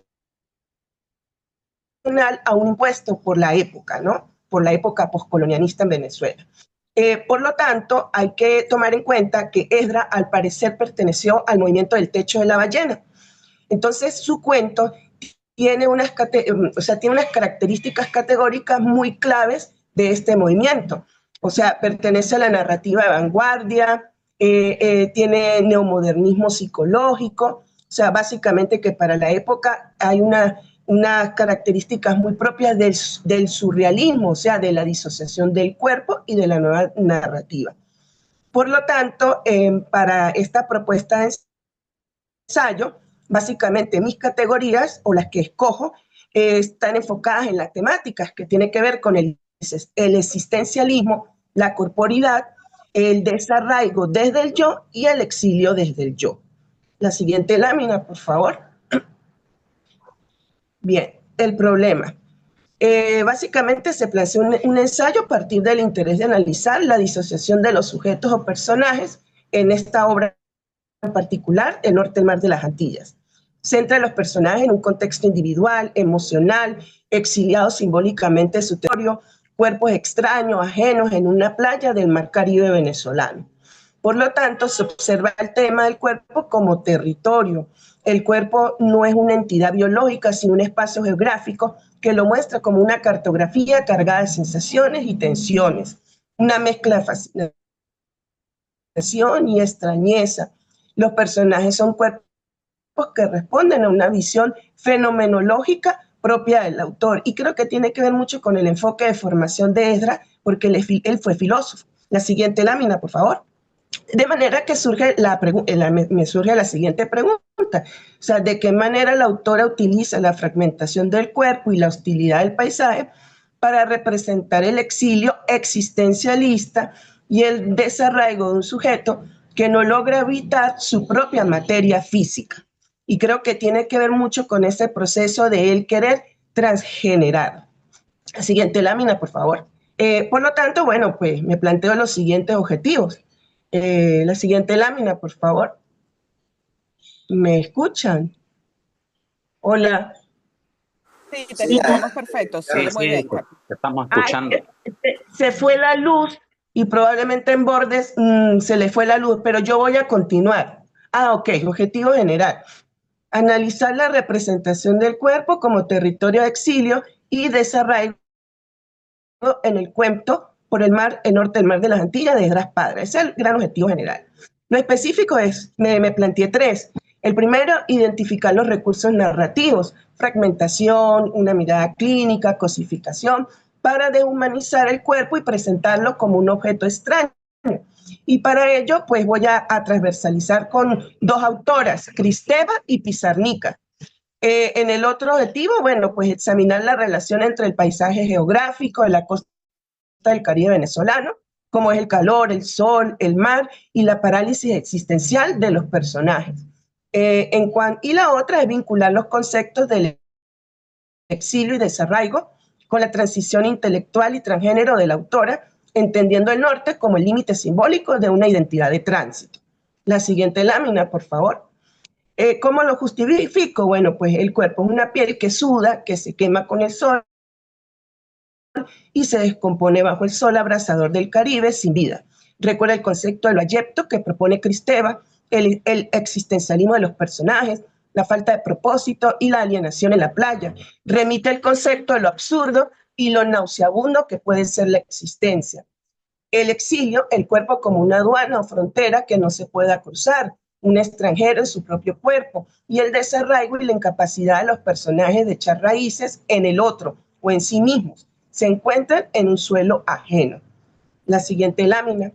La lectura del cuento de Esdras Parra presume la hipótesis de que el cuerpo humano no constituye una unidad de identidad, sino el espacio de un exilio, una narrativa que pareciera fragmentar la anatomía y la somete a la hostilidad del paisaje caribeño. Subvierte la idea de la patria o el hogar, sugiriendo que los personajes individualmente viven un estado de desarraigo permanente, donde la piel es una frontera insalvable. Por lo tanto, el límite geográfico no es el mar, sino una cárcel biológica, corporal, que intenta buscar una identidad que solo encuentra refugio en el silencio. La siguiente. El ensayo, bueno, yo estoy planteando metodológicamente 3 bloques de análisis. El bloque 1 sería la mirada que despoja. En este bloque se analizará cómo el narrador observa a los personajes, una mirada clínica de lectura detenida para profundizar la narrativa. Es posible que Parra haya argumentado que en este mundo narrado en el cuento ya no hay alma, solo materia en conflicto. En el bloque 2, el paisaje opresor, donde se observará el sol y el mar de las Antillas para comprender que no son elementos decorativos, sino como agentes despersonalizados. El calor sofocante obliga a los sujetos a ser conscientes de su cuerpo, incluso hasta de una manera dolorosa, reforzando la sensación de exilio. Y en el bloque 3, la transición a la palabra. Este último bloque se centrará en la conclusión argumentativa del cuento como un grito silencioso que infunde la intencionalidad de la autora de mostrar y justificar el final de una etapa, mudar la piel para comenzar otra. La transición como escritora de la narrativa a la poesía, la transición de hombre a mujer, evidencia tal vez en esta obra su cuerpo como exilio, narrando simbólicamente que la única manera de volver a casa es a través de la invención de un lenguaje nuevo, lejos de la carne. la siguiente lámina. Y bueno, ya para cerrar, para concluir, el cuento por el norte del Mar de las Antillas no es solamente una crónica de alienación caribeña, es el acta de nacimiento de una de las voces más honestas de la literatura venezolana, porque de verdad la poesía es impresionante. De verdad tuve la oportunidad de leer algunas poesías que encontré por la web y es espeluznantemente maravillosa. Al diseccionar el cuerpo metafóricamente y presentarlo como un territorio de exilio y desarraigo, la autora logra transformar la angustia existencial de la obra por una propuesta radical y de ruptura literaria. Pareciera que el norte propuesto en el título es la dirección de una huida necesaria, el abandono de la narrativa de la piel para refugiarse en la pureza del silencio de la palabra. Un cuerpo convertido en cárcel de poro y arenas, la palabra se convierte en la única patria posible, aunque estemos condenados a habitar un suelo ajeno. Es a través de la escritura, considero yo que su escritura, en esta propuesta de este cuento breve de Esdras, es donde logra finalmente nombrar su propio naufragio y reclamar un horizonte propio. Creo que es como el cierre de una etapa para comenzar otra. Y bueno, esta es mi propuesta de ensayo. Gracias, Carmen. Bueno, aquí no puedo ser objetiva porque ese texto a mí me conmovió muchísimo cuando lo conocí. Yo creo que es también uno de los textos sobre el que deberíamos volver cuando hablamos de literatura venezolana. Esdras ha sido injustamente olvidada de muchísimos estudios, sobre todo porque ella fue muy conocida como gestora también. Si ustedes se meten en la prensa, en el año en que falleció, hay notas de Antonia Palacios, notas o sea, de todas, de un montón de autoras que son mucho más centrales que ella en el canon y todas consideraban su obra importantísima. Orlando Araujo, que era tan mezquino, porque sí, en su juicio sobre la literatura era una cosa, todo era horrible, toda era copia de todo nada, ¿no? Se van elogios con Esdras y bueno, yo creo que por eso te decía que no soy objetivo. Dijiste una cosa como muy corriendo y creo que es fundamental para tu hipótesis central, sobre todo si tú estás trabajando con el mar y el norte como metáfora de la transición, ¿no? Ajá. Hay una cosa interesante y es que la transición comienza, claro, se lleva a cabo físicamente, digamos, las operaciones, las hormonas, etcétera, en los años 70. Pero ya cuando este cuento se publica, la transición ha comenzado, ¿no? Y es muy chévere Ajá. que tú lo ves en eso y creo que es un tema muy interesante de reflexión. Y si usas el mar como metáfora, yo creo que es muy importante que te fijes también en la retórica del cuento, en la estilística, en la forma. Porque yo lo comparo en el texto que escribí sobre esta historia, lo comparo con una novela de Gloria Stolk que se llama Moa Patricia, que es una novela muy linda, pero Moa Patricia es una novela súper estructurada, comienzo, nudo, desenlace. Moa Patricia como personaje es la heroína aristotélica que nace, sufre peripecias, cae, es trágica, o sea, es una cosa súper encuadrada que lleva significados únicos, ¿no? No hay lugar alguno para la especulación en esa novela. Y hay un marcaje muy grande que distancia la costa venezolana, la costa del continente, de las islas caribeñas. La protagonista es una antillana migrante. En cambio, Esdras es un cuento súper desestructurado. Cuando lo trabajo en clases tenemos que volver a leer y volver porque es un cuento en el que es súper lúdico y creo que precisamente nos está mostrando eso. Sí, a mí me encantó dos cosas que fueron para mí claves al leer el cuento. Es un cuento corto, compañeros. De verdad que si lo pueden leer, léanlo. Lo subimos a la carpeta, igual. Cuando el narrador describe que está viendo la revista de hombres y él empieza a tocarse bajo las sábanas. O sea, eso para mí fue clave, comprender ese proceso de transición de él, ¿no? Y el otro que me pareció espeluznante, que creo que fue algo que marcó en la niñez de él, es porque él es merideño. Yo tuve muchos años viviendo en Mérida y sé cómo es la cuestión de los angelitos cuando mueren. Y es así, o sea, un niño muere hasta los 12 años, hacían ese ritual, no sé si lo siguen haciendo ahorita, él lo describe en el cuento, sea niña, sea niño, cuando muere lo visten de angelito.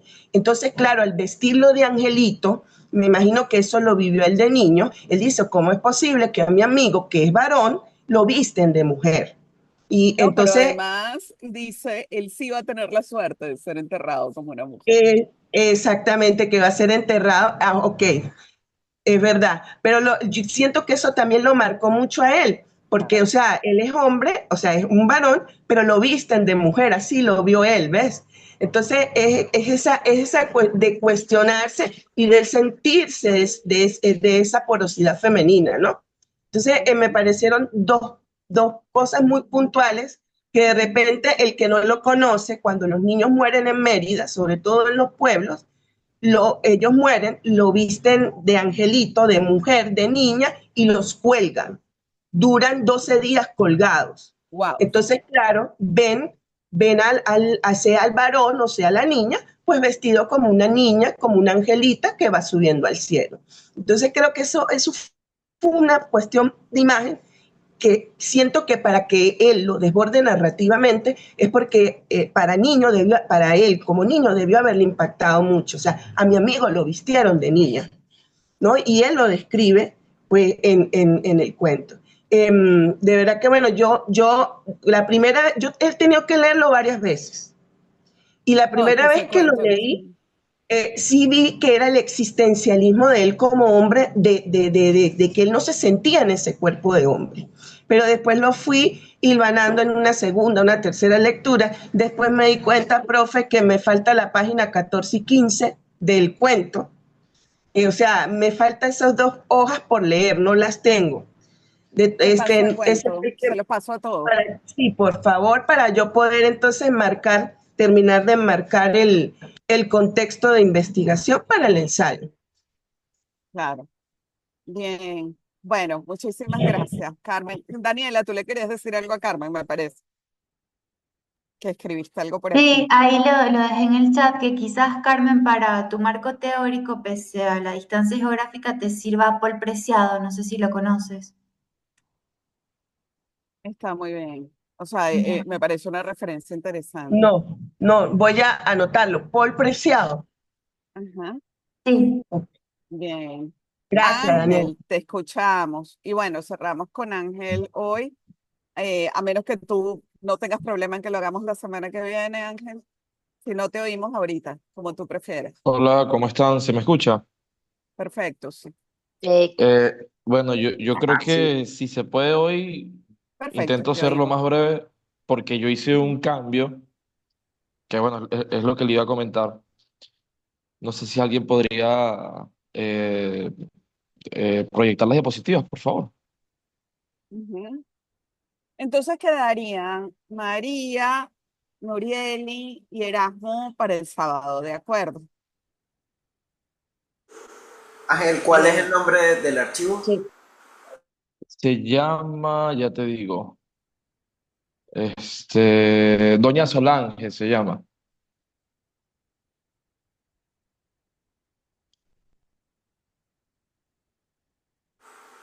No, ¿por dónde lo compartiste? No lo consigo. En el grupo de WhatsApp, ¿no está? Ya voy a revisar.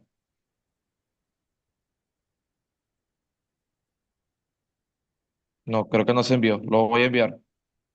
Un segundito.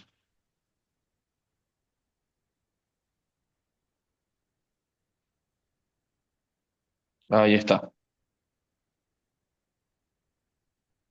Creo que lo había enviado por el otro grupo, sí.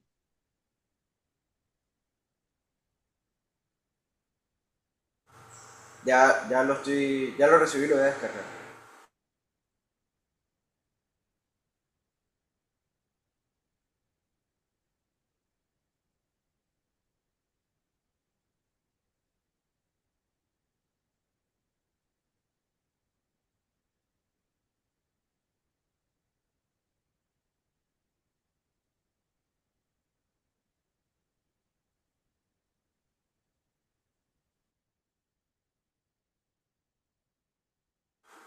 Adelante, Ángel. Ok. Bueno, yo había presentado originalmente un proyecto dentro de la carpeta de archivos, ¿no? Si se me escucha bien, disculpen. Te escucha, sí. Sí, Sí, correcto. lo están escuchando. Sí. Ok, yo había presentado originalmente un proyecto dentro de la carpeta de archivos que, bueno, después de esta semana que estuvo un poco tuvo una pequeña brecha de tiempo para revisarlo, me pareció bastante genérico.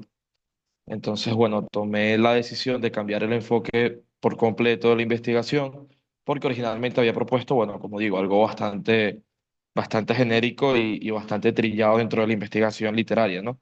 Entonces, cambié el enfoque y trabajé con la figura de Doña Solange dentro de la novela de Las aguas tienen reflejos de plata de Laura Antillán.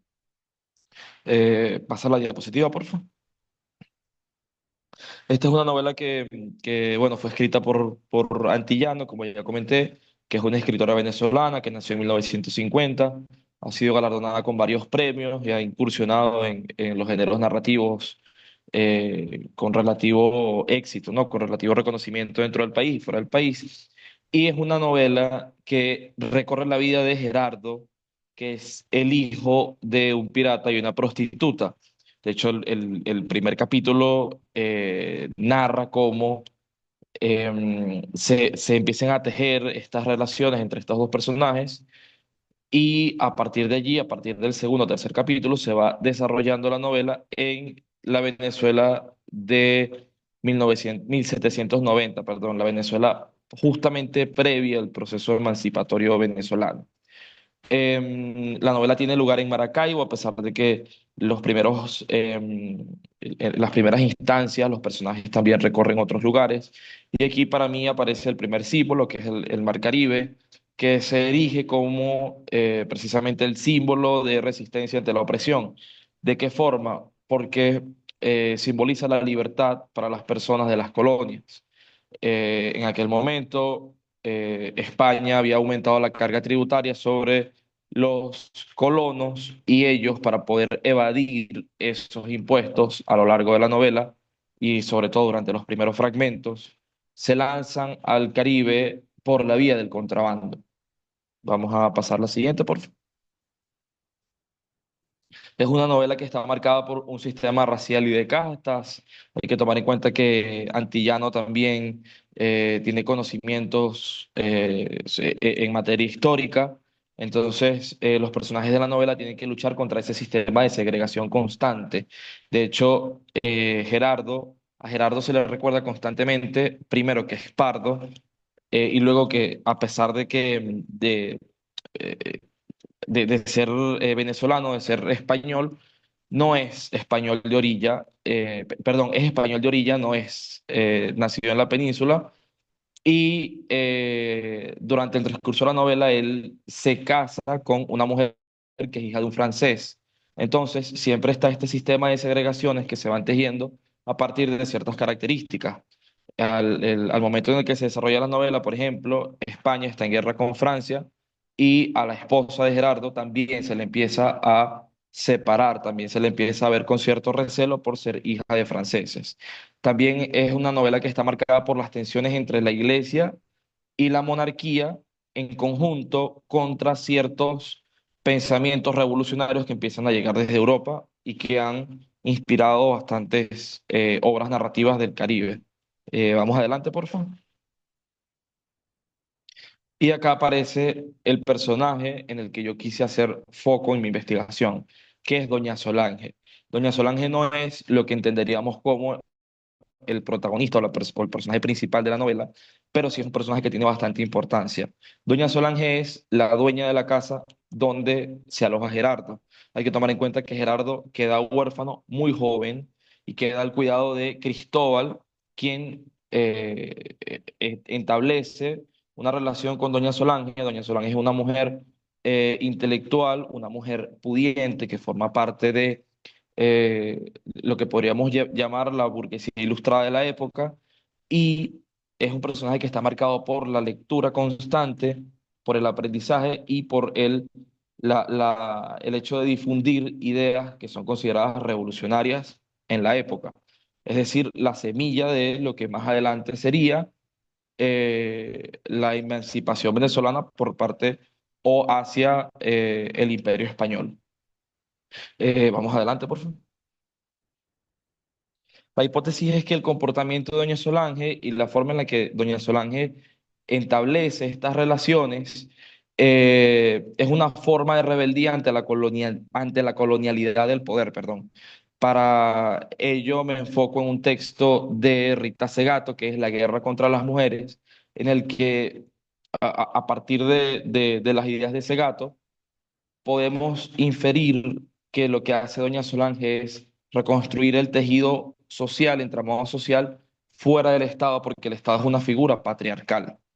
Entonces, doña Solange a lo largo de la novela va entablando relaciones amistosas con otras personas, con otros hombres, con otras mujeres, fuera del Estado, y a partir de allí también va difundiendo y también va eh, interactuando con estas nuevas ideas que llegan y que de cierta forma son una manera de oponerse a las instituciones de la época que los oprimían, que eran tanto el Imperio Español como la Iglesia en aquel momento. La novela está marcada por ciertos puntos donde las mujeres intentan salir de este rol al que son acorraladas, de, bueno, personas que están encargadas de el cuidado del hogar, personas que están relegadas a las funciones del hogar, pero que a pesar de ello intentan salir de allí. Sin embargo, no lo consiguen. ¿Por qué? Porque al final, tanto el proceso emancipatorio como todos estos movimientos son protagonizados por hombres. Entonces, se entiende que la figura de Doña Solange es, de cierta manera, una forma de hacer frente a este sistema de opresión. Vamos más adelante, por favor. Acá, de hecho, tengo un par de extractos del texto de Segato que me parecen bastante importantes para la investigación, que dice, bueno, hay vida inteligente fuera del campo estatal y existen instituciones no estatales. Quien hace la historia es la gente, capilarmente, con su imaginación y sus insurgencias diarias, con sus tecnologías de sociabilidad, construyendo sus propios mundos, sin vanguardias vanidosas, perdón, y siempre al final expropiadoras de la voz de los pueblos, con énfasis en los vínculos inmediatos, con la práctica rigurosa de la reciprocidad, como siempre ha sido en nuestro continente. Vamos más adelante también, por favor. Y otro texto que para mí también es un pilar de este enfoque de la investigación, que es, hay que reconocer las formas de vivir, reconstruir comunidad y vínculos fuertes, próximos al estilo con las tecnologías de sociabilidad que comandan las mujeres en sus dominios, localmente arraigados y consolidados por la densidad por la densidad simbólica, perdón, de un cosmos alternativo, disfuncional al capital, propio de los pueblos en su camino político, estratégico e inteligente que les permitió sobrevivir a lo largo de 500 años de conquista continua. Y bueno, esto sería todo. Bien, muchas gracias. No sé si le quieren hacer algún comentario a Ángel o alguna propuesta. No conozco la novela, así que va a ser buen motivo para leerla. No, muchas gracias. Eh, a ver, la hipótesis está bastante clara, pero se me fueron un par de argumentos o los argumentos que mencionaste, ¿no? ¿En qué Ok. sostienes tu afirmación? Se me fue por decirte, no por... ¿Cuáles son? O sea, ¿cómo vas a demostrar tu hipótesis? Ok, no, la afirmación es que el personaje de Doña Solange es una forma simbólica de lo que Segato Ok, denomina la reconstrucción del tejido comunitario fuera del Estado, porque el Estado es un sistema patriarcal. sí, ok. Esa figura es recurrente, Laura Antillano. No conozco la novela, pero cuando me hablaste me acordé de Leonor, en Solitaria Solidaria, me acordé de, o sea, ella tiene este personaje de esta fuerte heroína o mujer que al margen de la institucionalidad consigue reconstruir fragmentos de identidad, ¿no? Te lo cuento como dato. Hay como varias cosas que son interesantes sobre estas formas de asociación. Yo te recomendaría el texto de Smith, ya te voy a decir, de Scott, perdón, eh, que se llama, ya te voy a dar el nombre, El arte de la resistencia. Ok, Es el lo anoto. nombre exacto del libro. Sí, lo publicó el Fondo de Cultura Económica, Los dominados y el arte de la resistencia. Entonces, es un poco estas alianzas que se dan fuera del orden establecido y la construcción de los vínculos más allá de la institucionalidad. Y además es interesante porque tampoco es que es el hogar, la familia, que finalmente son instituciones también. Entonces, me parece que por ahí lo puedes enfocar. Está interesante el trabajo, leeré la novela. Gracias por la recomendación. Y bien, ¿algún comentario para Ángel? Bueno, entonces, muchachos, la semana que viene habíamos acordado que, a ver, no somos machos, pero somos muchos. Qué bueno ese el libro, Nazaret, ¿de quién es? Eso está buenísimo. El título me encanta. De una periodista que bueno, habrá que buscarlo. Fíjense, muchachos, bueno, yo ya habíamos dicho que la reunión de cierre era la semana que viene, que quería que recapituláramos algunas cosas, pero vamos a dedicar la primera parte de la reunión a escuchar las exposiciones que no pudimos oír hoy. Y bueno, el resto sí, ya va a ser un poco recoger lo que vimos en el curso, tratar de establecer conclusiones, etcétera. Muchas gracias por conectarse, que les vaya muy bien. Chao. Profe, Chao. Sí, Erasmo. si puedo cerrar la reunión con un poema de Esdras Parra. Ah, sí, claro, léelo. Sí, este es de su libro Aún no, que lo tenía en mi biblioteca. Es de Ediciones El Otro, el mismo, de la ciudad de Mérida.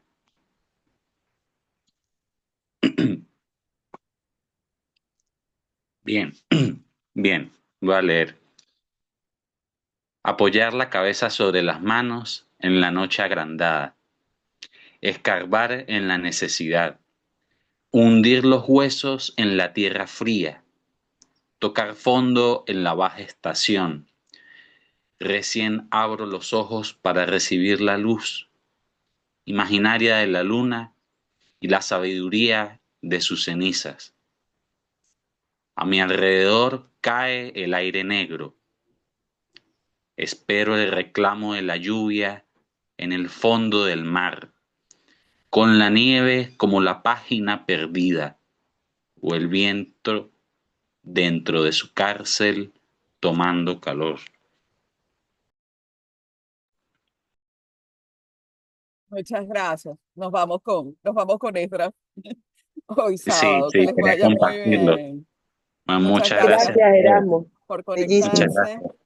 Nos vemos entonces el sábado. Que les vaya muy bien. Chao. Gracias, igual, Ok, profe. está bien, profe. Muchas gracias. Gracias a todos.